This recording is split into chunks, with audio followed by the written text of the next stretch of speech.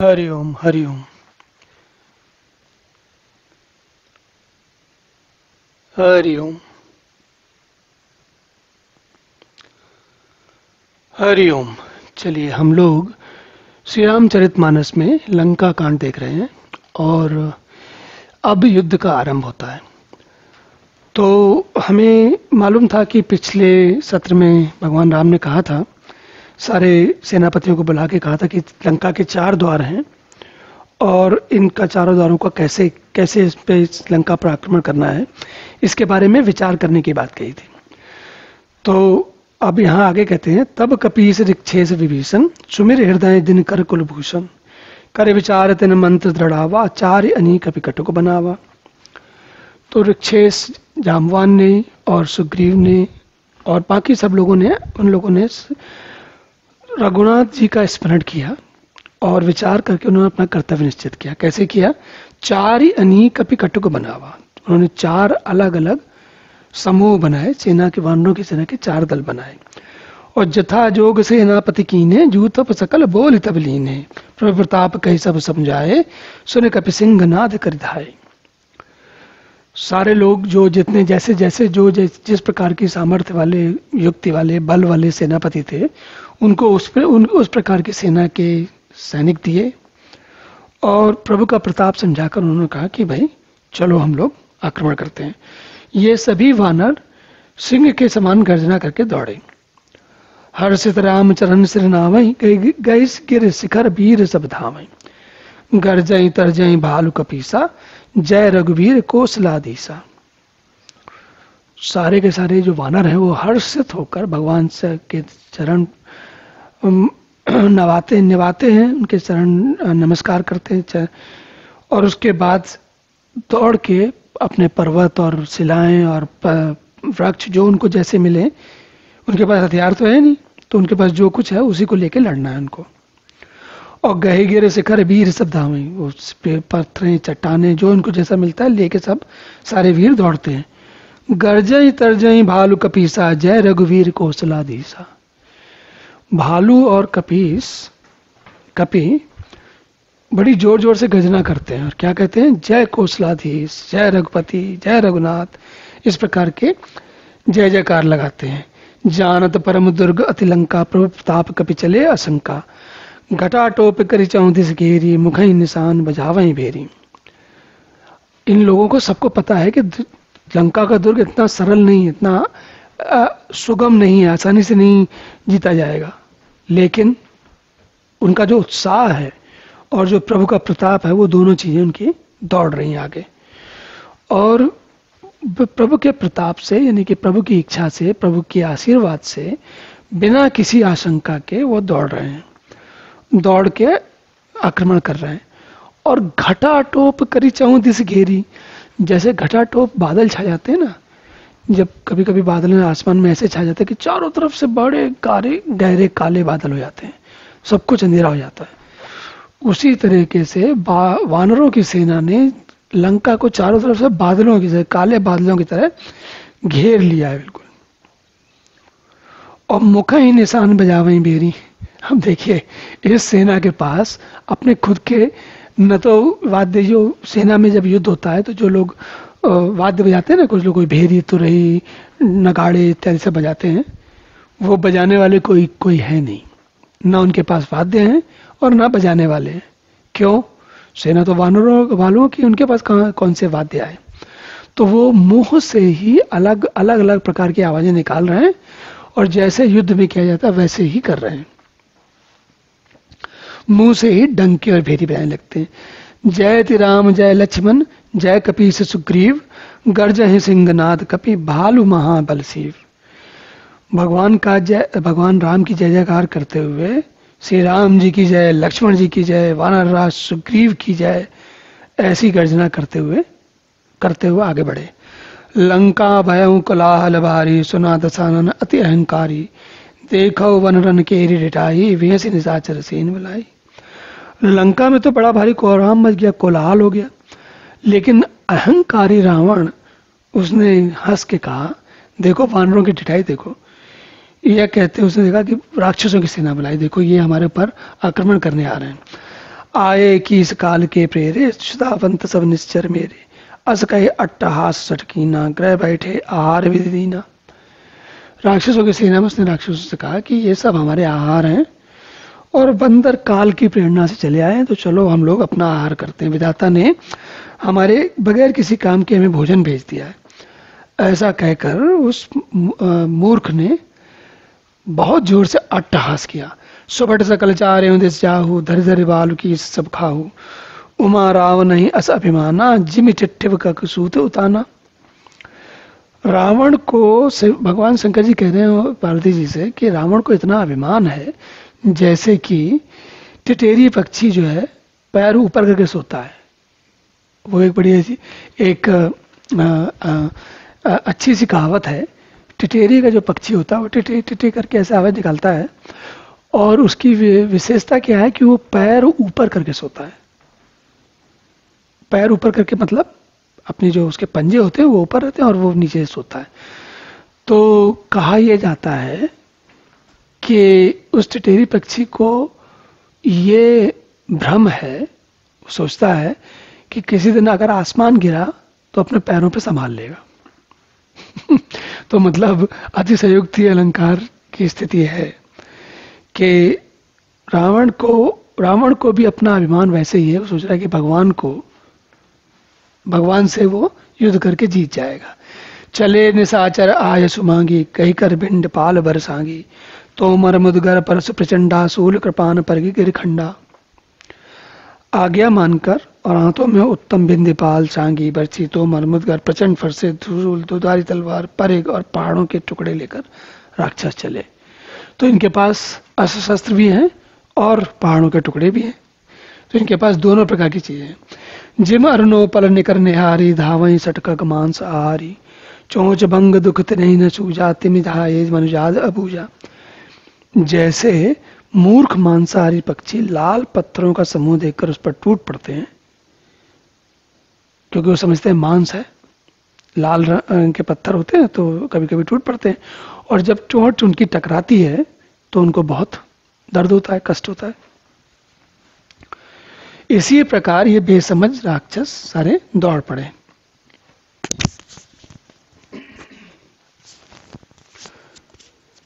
नाना युद्ध सर चाप धर, जात दान बलबीर, कोट कंगूरन चढ़ गए, कोटि कोटि रणधीर।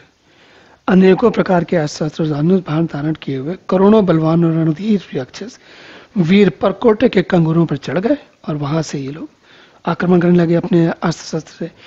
कोट कंगूरन सोई कैसे, मेरु के संगन जनगुन बैसे, बाजे ढोल निशान जुझाऊ, सुनि धुनि होई पटन मन चाऊ। वे राक्षस परकोटे के कंगूरे पर कैसे शोभित हो रहे हैं, मानो सुमेर के शिखरों पर बादल बैठे हों। जुझारू ढोल डंके आदि बज रहे हैं, जिनकी युद्ध ध्वनि सुनकर योद्धाओं के मन में लड़ने की इच्छा उत्पन्न हो जाती है। बाजई भेर न फिर अपारा, सुन कादर और जारी जाहि डरारा, देखी न जाए कपिन के ठट्ठा, अति विशाल तन बाल सुपट्ठा। अगणित नफीरी और भेरी बज रही है, जिन्हें सुनकर कायरों के हृदय में दरारें पड़ जाती हैं। उन्होंने जाकर अत्यंत विशाल शरीर वाले महान योद्धा वानर और बालुओं के ठट्ठ समूह देखे। दावहीं गनई न अवगट घाटा, पर्वत फोर करहीं घट गई बाटा, कटकटाएं कोटिन बट कर जाई, दसन ओट काटई अति तर जाई। अब ये जो विशाल आकार वाले रीछ और वानर दौड़ते हैं और इतनी जोर दौड़ते हैं कि ऊंची नीचे घाटियां ये वो उनको कुछ दिखाई देता नहीं। बड़े वेग से बड़ी गति से आते हुए वो पहाड़ों को फोड़कर रास्ता बनाते और करोड़ों योद्धा कटकटाते और गरजते हैं, दांतों से होठ काटते और खूब डपटते हैं और खूब किलकारी मारते हैं। खूब जो डपटते हैं, जैसे देखा होगा अपने बंदर होते हैं या भालू होते हैं, बंदर विशेष करके वो डपटते बहुत जोर से। जब कभी आप कहीं ऐसा मंदिर के आसपास या कहीं बंदर दिखे और आपके हाथ में कुछ खाने की चीज उसको छीननी होगी तो पहले डपटता होगा आपको। तो वैसे ही ये थोड़े और बड़े वाले बंदर हैं तो जोर से डपटते हैं। उतरावन इतराम दोहाई, जयति जयति जय परी लराई, निश्चर शिखर समूह ढावई, कूद दरहीं कपि फेरी चलावई। उस तरफ रावण की दुआई चल रही है और इधर से रामचंद्र की दुआई बोली जा रही है। और जय जय की ध्वनि होते ही लड़ाई छुड़ गई। राक्षस पहाड़ों के ढेर के ढेर शिखरों को फेंकते हैं, वानर कूद कर उन्हें पकड़ लेते हैं और वापस उन्हीं की ओर चला देते हैं। धर कुदर खंड प्रचंड मरकट भालुगढ़ पर डा रही, झपट ही चरण कर गए पटकी मही बजी, चलत बहुरी पचा रही, अति तरुल तरन प्रताप तरपही, तमक कड़ी चढ़ी चढ़ी गए, कपि भालु चढ़ी मंदिरन चह तय, राम जस गावत भय। प्रचंड वानर और भालू पर्वतों के टुकड़े ले लेकर किले पर डालते हैं, झपटते हैं और राक्षसों के पैर पकड़कर उन्हें पृथ्वी पर पटक कर भाग चलते हैं और फिर ललकारते हैं। इनका युद्ध भी एक अलग ही प्रकार का है। जैसे मनुष्यों के युद्ध होंगे तो क्या होगा, वो तलवार या जो भी अस्त्र लेके भिड़ जाएंगे, मारे काटेंगे। लेकिन वानर और भालू कोई वो सैनिक तो है नहीं जैसे कि सैनिक होते हैं, तो ये तो अपने तरीके से लड़ते हैं और बहुत ही चंचल, अति तरुल तरन प्रताप तरप चमक कड़ी चढ़ चढ़ गए।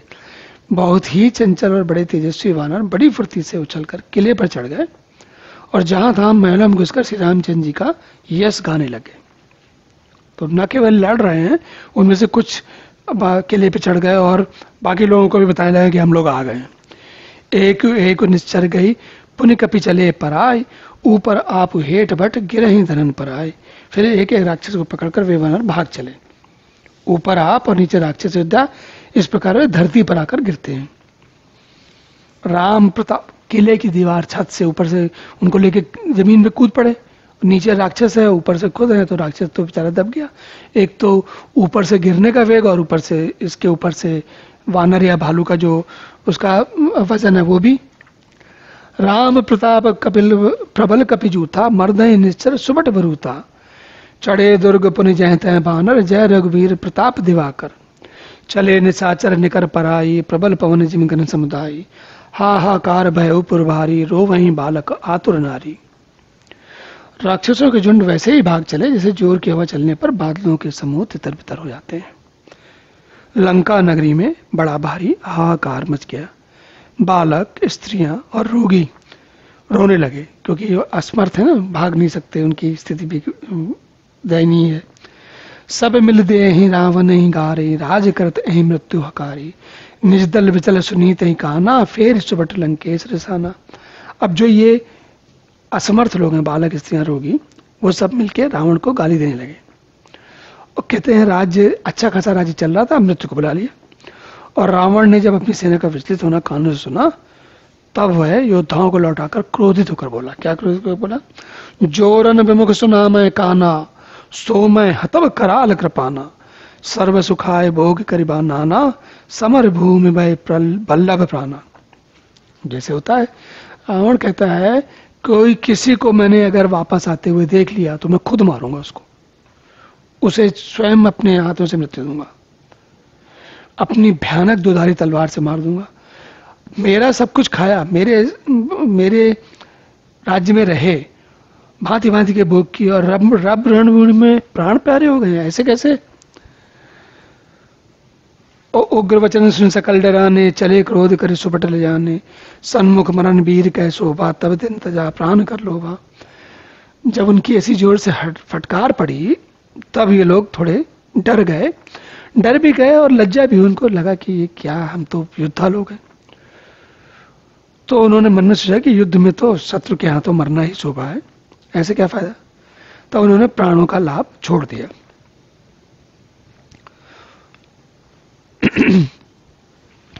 बहु आयुध दर सुपट सब, बिरही पचारी पचारी, व्याकुल किए भालू कपि, परग त्रिशूल निमार।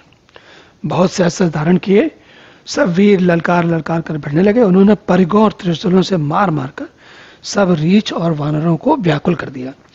भय आतुर कपि भागन लागे, यद्यपि उमा जीती यहीं आगे, को कहे अंगद हनुमंता, कह नल नील दुबिध बलवंता। अब वानरों पर जब अस्त्र शस्त्र पड़े तो उनको घबराए, भागे।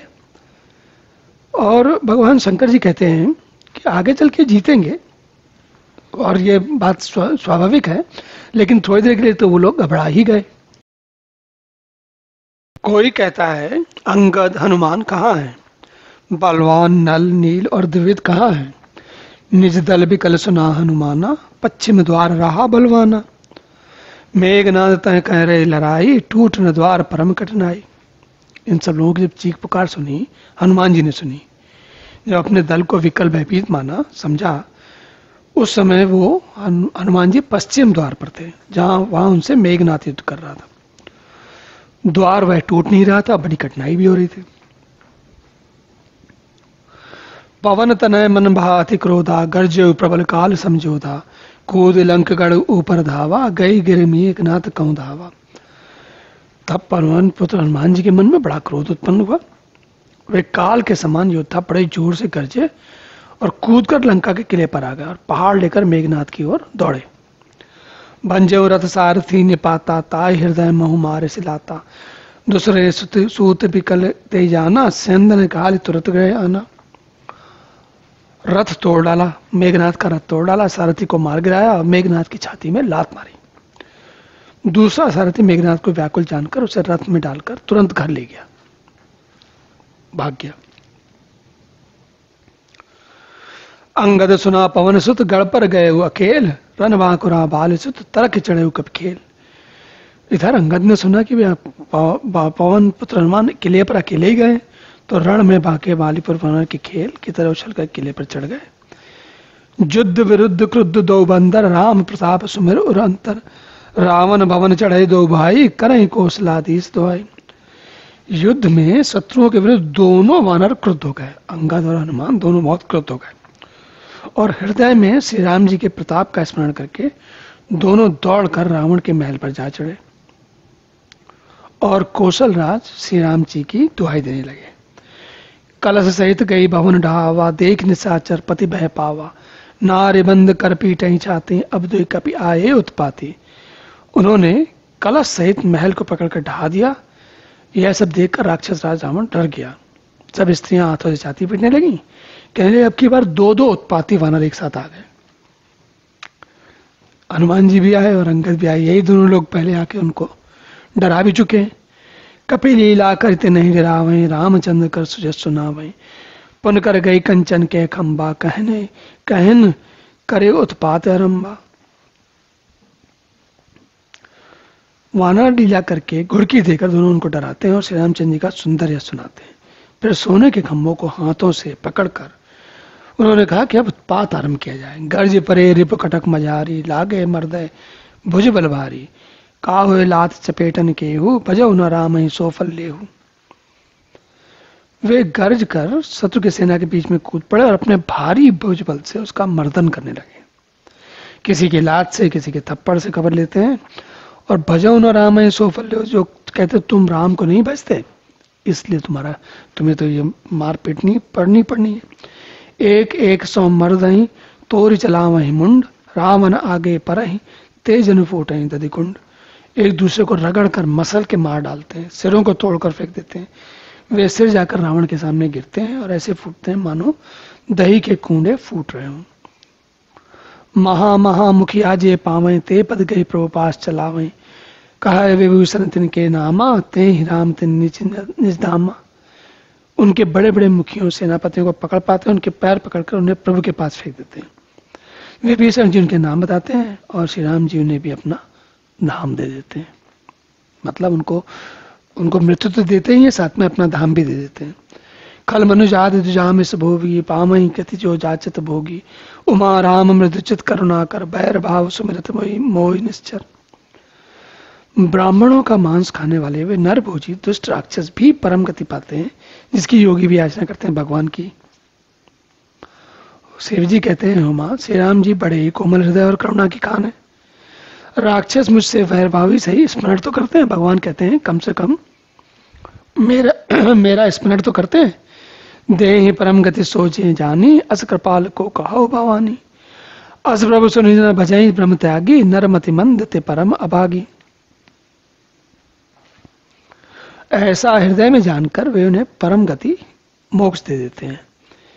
हे भवानी, कहो तो ऐसे कृपालु कौन है। प्रभु का ऐसा स्वभाव सुनकर भी जो मनुष्य भ्रम त्याग कर उनका भजन नहीं करते, वे अत्यंत मंद बुद्धि और परम भाग्य नरमति मंद ते परम अभागे मनुष्य हैं। अंगद अरो हनुमंत प्रवेशा कीन दुर्ग अस्कय अवदेशा लंका दो कपि सोई कैसे मथे सिंधु दुई मंदिर जैसे। अंगद और हनुमान दोनों लोग किले में घुस गए और उन्होंने दोनों बार लंका में विध्वंस करने लगे, हर प्रकार की तोड़फोड़ करने लगे। ऐसा लग रहा है दो मंदराचल पर्वत एक साथ मथ के आसपास वहां सब जगह विध्वंस कर रहे हो। भुजबल रिप दलमल दल दलमली देख दिवस कर अंत कूदे जुगल विगत श्रम आए जय भगवंत। भुजाओं के बल से शत्रु की सेना को कुचल कर मसल कर फिर दिन का अंत होकर आता देख कर हनुमान और अंगद दोनों कूद पड़े और श्रम रहित होकर, कोई थकावट नहीं, पूरा दिन भर लड़े हैं, कुछ उनको पता भी नहीं चला। कहां पहुंचे? जहां भगवान श्री रामचंद्र जी थे वहीं पहुंच गए। प्रभुपद कमल सी तिन आए देख सुबह रघुपति मन भाई राम कृपा कर जुगल निहारे भय विगत श्रम परम सुखारे। भगवान के पास जब आए तो प्रभु के चरण कमलों में उन्होंने सिर नवाया। उत्तम योद्धाओं को देखकर श्री रघुनाथ जी मन में बहुत प्रसन्न हुए और श्री राम जी ने कृपा से जैसे उनको देखा तो उनके कोई श्रम और कोई दुख कोई रह नहीं गया। भगवान की एक बार कृपा दृष्टि पड़ी नहीं कि सारे समस्याएं खत्म। गए जान अंगद हनुमाना मेरे मालू मरकट बट नाना जात दान प्रदोष बल पाई दाए कर शीश दुआई। अंगद और हनुमान को गए जानकर सभी भालू वानर वीर लौट पड़े। राक्षसों ने प्रदोष सायंकाल का बल पाकर रावण की दुआई देते हुए वानरों पर धावा कर दिया। सामान्य सेनाएं होती तो दिन में लड़ती, रात में नहीं लड़ती, लेकिन राक्षस है, राक्षस तो रात में भी लड़ते। निश्चरनी देख कपि फिरे जहते कटकटाई बट फिरे दौदल प्रबल पचारी पचारी लरत सुबट नहीं मानी हारी। राक्षसों की सेना आती देख करके वानर भी लौट पड़े और दोनों योद्धा जहां था कटकटाकर भिड़ गए। दोनों ही दल बड़े बलवान हैं। योद्धा ललकार ललकार कर लड़ते हैं, कोई हार नहीं मानता। महावीर निश्चर सब कारे नाना वरण बली मुख भारे सबल जुगल दल संबल जोधा कौतुक करत लरत कर क्रोधा। सभी राक्षस महान वीर और अत्यंत काले हैं। वानर विशालकाय तथा अनेक रंगों के, दोनों ही दल बलवान हैं। और सबल जुगल दल संबल जोधा, दोनों क्रोध करके लड़ते हैं और बहुत बलवान लोग हैं, बहुत बलवान योद्धा हैं। प्राविट शरद पयोध गनेरे लरत मनोमान रुत के पेरे अनिप अकंपन अरु अतिकाया विचलित सेन कीन इन माया। राक्षस और वानर जो भी हैं वो लड़ते हुए ऐसा लग रहा है कि वर्षा और शरद ऋतु आपस में बदल बदल के अपना काम कर रहे हैं। अकंपन और अतिकाय, इन सेनापतियों ने अपनी सेना को विचलित होकर राक्षसों की तरफ के अकंपन और अतिकाय, जब उन्होंने देखा हमारी सेना विचलित हुई तो उन्होंने माया की। क्या की? भय निमिष में अति अंधियारा वृष्टि हो रुद्रो पल छारा। पल भर में माया से इतना अंधकार हो गया, खून पत्थर और राख की वर्षा होने लगी। देख निवर्तम दसों दिश कपिदल भय उखबार एक ही एक न देखें जनता करें पुकार। दसों दिशाओं में अत्यंत घना अंधकार देखकर वानरों की सेना में खलबली पड़ गई। सब डर गए, खड़बड़ा गए, एक दूसरे को देख नहीं पा रहे, पहचान नहीं पा रहे, सबको पुकारने लगे। अंधेरे में जब दिख नहीं रहा है तो सब एक दूसरे को पुकारने लगे। सकल मरुम रघुनायक जाना लिए बोली अंगद हनुमाना समाचार सब कहीं समझाए सुनत को पिक कुंजर धाए। श्री रघुनाथ जी सारा रहस्य जान गए। उन्होंने अंगद और हनुमान को बुला लिया और सब समाचार कहकर समझाया। सुनते ही वे दोनों कपिश्रेष्ठ क्रोध होकर के दौड़े। पुण्य कृपाल हंस चाप चढ़ावा पावक सहायक चपति चलावा भय प्रकाश कतौ तम नाही ज्ञान उदय जी में संशय जाहि। फिर भगवान कृपालु भगवान ने हंस कर धनुष चढ़ाया और तुरंत ही अग्निबाण चलाया, जिससे अग्निबाण से चारों तरफ प्रकाश हो गया, कोई अंधेरा नहीं रह गया। जैसे कि ज्ञान के उदय होने पर सब प्रकार के संदेह दूर हो जाते हैं। बालुबली मुख पाए प्रकाशा धाये हरस विगत समत्रासा हनुमान अंगद रन गाजे हाँक सुनत रजनीचर भाजे। भालू और वानर प्रकाश पाकर श्रम और भय से रहित होकर प्रसन्न होकर दौड़े। अंगद और हनुमान और अंगद रण में गरज उठे और उनकी हाँक, उनकी आवाज, उनकी जो ललकार होती है वो सुनते ही राक्षस भाग छूटे, सारे भागे वहां से। भागत पट भट पट कहीं धर धरनी करें भालू कपि अद्भुत करनी गए पत डारही सागर माही माकर ओरग जस धरि धरि खाई।